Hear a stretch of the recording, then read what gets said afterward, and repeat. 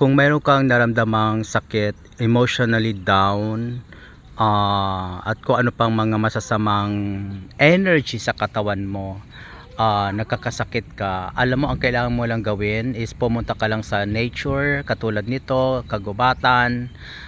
You need to have what we call a pure air coming from yung hangin dadaan sa mga leaves, lahat-lahat yan, and then bago siya papasok sa katawan mo.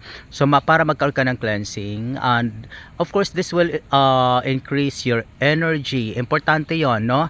Huwag po tayo umasa sa mga gamot-gamot lang. So kailan, you have to take supplements at yung mga nireseta ng doktor sa inyo, pero importante rin na embrace the nature.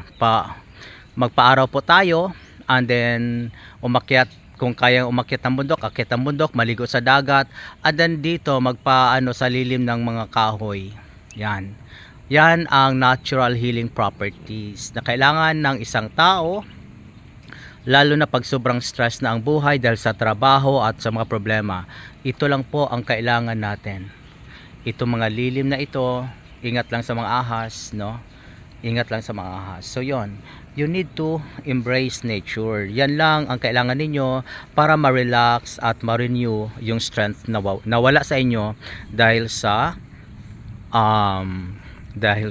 stress. Okay? Balance, work-life balance, napaka-importante po.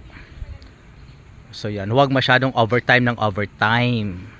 Kailangan din maglaan ng panahon sa sarili kahit ikaw lang ang mag-isa. Okay, nature helps your emotion to be strengthened, kaya mong labanan anuman ang problema sa buhay. Okay, yan po ang nagagawa ng nature. Bye-bye.